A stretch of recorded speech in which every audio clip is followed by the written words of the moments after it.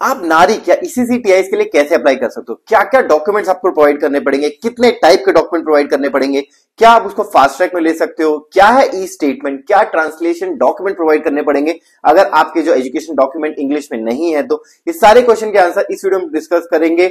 अगर आपको यूके के नारिक, जिसको ईसीसीटीआई भी बोलते हैं, अगर आपको उसके लिए अप्लाई करना है, उसके ऊपर मैं एक डेडिकेटेड वीडियो बनाई हुई है कि स्टेप बाय स्टेप अगर उसको फॉलो करोगे तो ऑनलाइन आप अपने खुद से अप्लाई कर सकते हो उसको फॉलो करके। इसके साथ साथ आप हमसे 1-to-1 सेशन भी बुक कर सकते हो, आपको लिंक डिस्क्रिप्शन मिल जाएगा। आप हमसे 1-to-1 सेशन बुक करके अपनी क्वेरी का आंसर ले सकते हो। हम ट्राई करेंगे आपकी पूरी हेल्प करने के लिए। बट उससे पहले अगर चैनल को सब्सक्राइब नहीं किया है तो सब्सक्राइब कर देना। चलिए स्टार्ट करते हैं आज का वीडियो। तो पहले बात करते हैं ये नारिक जो है या ईसीसीटीआई ये सब किस केस में अप्लाई कर सकते हो। बेसिकली अगर आपको यूके पढ़ने आना है या आपको यूके जॉब करने आना है या आपको अगर यूके का सेटलमेंट के लिए अप्लाई करना है तो आप इस सर्विस को यूज कर सकते हो। तो अगर हम बात करें किस किस वीजा टाइप के लिए आप इसको यूज कर सकते हो, बेसिकली आपका स्किल्ड वर्कर वीजा हो गया, स्किल्ड वर्कर वीजा में हेल्थ एंड केयर वीजा हो गया, आपका हाई पोटेंशियल वीजा हो गया या आपका स्टार्टअप वीजा, इनोवेटर वीजा, ये टाइप के वीजा अगर आपको अप्लाई करना है तो आप इस नारिक या ईसीसीटीआई की सर्विस को यूज कर सकते हो। तो नेक्स्ट क्वेश्चन आता है कि अगर आपको अपना जो डॉक्यूमेंट्स हैं ये जल्दी से जल्दी वेरीफाई करने, बेसिकली आपको फास्ट ट्रैक सर्विस चाहिए, तो आप क्या इस सर्विस को यूज कर सकते हो। यस, आप फास्ट ट्रैक सर्विस यूज कर सकते हो। इसमें क्या होगा कि आपके डॉक्यूमेंट बहुत ही जल्दी वेरीफाई हो जाएंगे और आपका डिसीजन जो कि 10 वर्किंग डेज में आना था वो 1 या 2 वर्किंग डेज में आ जाएगा। तो बट उससे पहले आपको सारे डॉक्यूमेंट करेक्टली प्रोवाइड करने पड़ेंगे और जैसे आपने सारे करेक्ट डॉक्यूमेंट प्रोवाइड कर दोगे 1 या मैक्सिमम 2 दिन में आपका जो डिसीजन है फास्ट ट्रैक सर्विस के अंदर आपको प्रोवाइड कर देंगे। अगर आप फीस की बात करें, फास्ट ट्रैक सर्विस में फीस कितनी होती है, तो अगर आपको 1 वर्किंग डे में आपका डिसीजन चाहिए तो आपकी फीस लगेगी 174 पाउंड प्लस वैट, और अगर आपको 2 वर्किंग डे में आपका डिसीजन चाहिए तो आपकी फीस लगेगी 124 पाउंड प्लस वैट।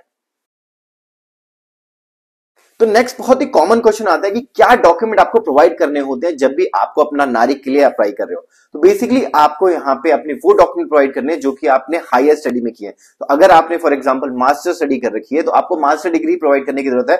आपको अपने बैचलर, 12th, 10th इन सर्टिफिकेट की जरूरत नहीं है, आप प्रोवाइड कर सकते हो, बट तो ये आपके हाईएस्ट डिग्री को इवैल्यूएट करते हैं और उसी के अकॉर्डिंग आपके स्टेटमेंट आपको प्रोवाइड करेंगे। तो नेक्स्ट क्वेश्चन आता है कि अगर आपने इसके लिए अप्लाई कर दिया, चाहे आपने फास्ट सर्विस लिया हो या स्टैंडर्ड सर्विस लिया हो, तो आपकी इनका रिजल्ट है वो कैसे मिलेगा। तो बेसिकली इनके पास 2 ऑप्शन मिलते हैं अगर आपको इसका रिजल्ट चाहिए। पहला होता है ई स्टेटमेंट, जहां पे आप इनके पोर्टल से जाके वो स्टेटमेंट डाउनलोड कर सकते हो और उसको यूज कर सकते हो, और दूसरा ऑप्शन होता है आपकी hard copy, basically physical copy, जिसमें आपको ये एक हार्ड कॉपी आपके घर पे कुरियर करते हैं जो भी एड्रेस आपने प्रोवाइड किया होगा, ताकि आप उसको एज एविडेंस यूज कर पाओ। तो नेक्स्ट क्वेश्चन आता है what is final certificate. Basically जब भी आप नारिक के लिए अप्लाई करोगे आप देख सकते हो जो डॉक्यूमेंट्स प्रोवाइड करने होते हैं उसमें आपको एक जो मेजर डॉक्यूमेंट होता है वो फाइनल सर्टिफिकेट प्रोवाइड करना। तो फाइनल सर्टिफिकेट कुछ भी नहीं है, वही है जब भी आपने अपनी ग्रेजुएशन, मास्टर, जो भी आपने जो डिग्री कंप्लीट करी है उसकी कंप्लीशन सर्टिफिकेट आपको देना होता है, जो भी आपकी यूनिवर्सिटी या अपने कॉलेज ने आपको प्रोवाइड किया होगा, जस्ट टू कंफर्म कि आपकी ग्रेजुएशन, आपकी जो एजुकेशन है खत्म हो गई है, कंप्लीशन ऑफ स्टडी, वो डॉक्यूमेंट आपको प्रोवाइड करना होगा एंड उसी को फाइनल सर्टिफिकेट बोलते हैं। तो नेक्स्ट क्वेश्चन आता है डॉक्यूमेंट्स को लेके what is transcript. Transcript nothing but आपकी मार्कशीट,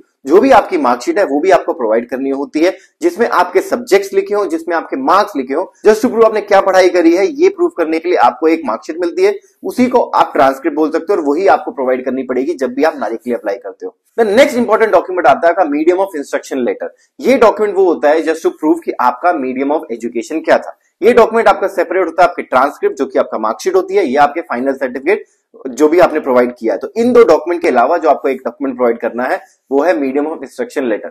ये डॉक्यूमेंट ये प्रूव करता है कि आपका level of education, medium of education क्या था, इंग्लिश था या नहीं था। ये लेटर जो भी होगा आपका एक सेपरेट होगा। तो इसका अगर सैंपल की बात करें तो आपको स्क्रीन पे दिख रहा होगा, ये एक सैंपल लेटर है। अगर आपको यूनिवर्सिटी को अप्रोच करना है तो आप बोल सकते हो कि ये एक सैंपल लेटर के थ्रू आप रेफरेंस लेके अपनी यूनिवर्सिटी से भी एक लेटर ऐसा ही जनरेट करा सकते हो, जस्ट टू कंफर्म कि आपका मीडियम ऑफ इंस्ट्रक्शन क्या था। अगर किसी वजह से आप ये सैंपल लेटर अपने कॉलेज से प्रोवाइड नहीं कर सकते तो आपको ये ईसीसीटीआई या नारिक आपको सर्विस प्रोवाइड करते हैं, आप ऑप्शन प्रोवाइड करते हैं कि आप वाया ईमेल भी इनको कंफर्म कर दो कि आपका मीडियम ऑफ एजुकेशन क्या था, आपने डिग्री कब प्रोवाइड करी, आप वाया ईमेल भी कर सकते हो।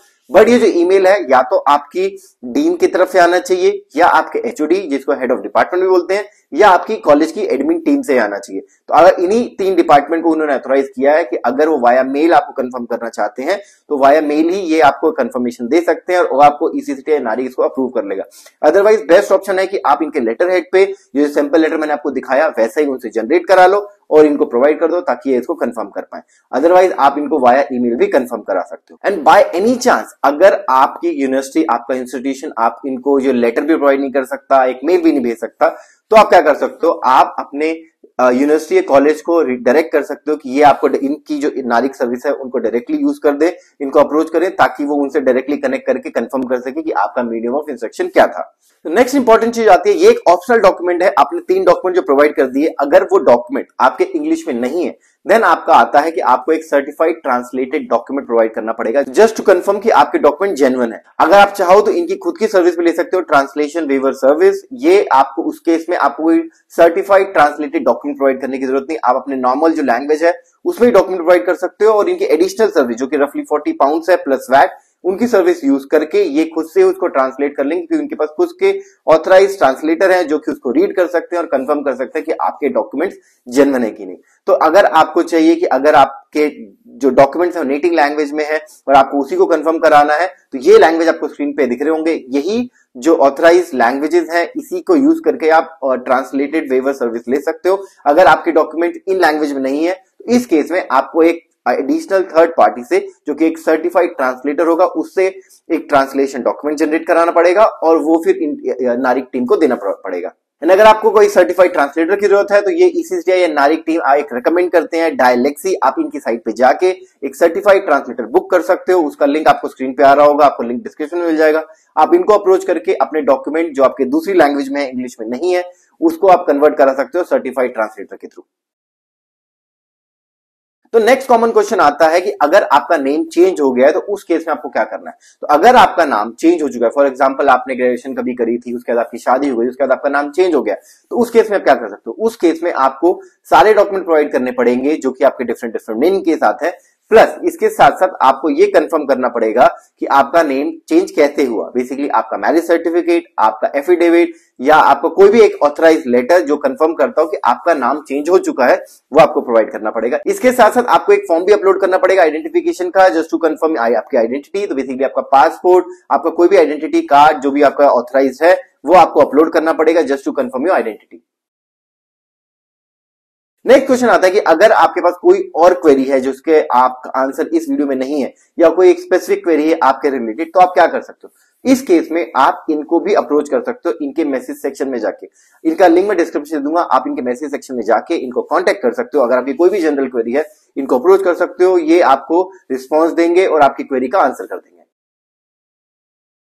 तो अगर हम फीस की बात करें, अगर आपने ई स्टेटमेंट जनरेट करवाई है तो उसकी फीस कितनी पड़ेगी, उसकी एट प्रेजेंट अमाउंट है 7.5 पाउंड प्लस वैट। अगर आपने ई स्टेटमेंट जनरेट कराया है तो आपको इतना अमाउंट पे करना पड़ेगा। एंड अगर आपने फिजिकल कॉपी कराई है तो इसमें 2 ऑप्शन आते हैं। अगर आपका जो एड्रेस है आपका यूके के अंदर है या यूके के बाहर है, डिपेंडिंग ऑन दैट आपका अमाउंट आपको पे करना पड़ेगा। अगर आपका एड्रेस विद इन यूके है तो आपके पास 2 ऑप्शन आते हैं। आप इनकी जो रॉयल सर्विस है वो ले सकते हो जिसका अमाउंट रफली 18 पाउंड पड़ेगा including your tax at present. और अगर आप फर्स्ट क्लास सर्विस लेते हो तो रफली आपका 5 पाउंड के अंदर अंदर आपको फिजिकल कॉपी आपके मिल जाएगी। एंड बाय एनी चांस अगर आपका एड्रेस यूके के बाहर से है तो आपको इंटरनेशनल सर्विस लेनी पड़ेगी, इंटरनेशनल कोरियर सर्विस लेनी पड़ेगी DHL की, और इसके लिए आपको रफली 80 पाउंड पे करना पड़ेगा ताकि आपका जो फिजिकल कॉपी है आपके पास आ जाए।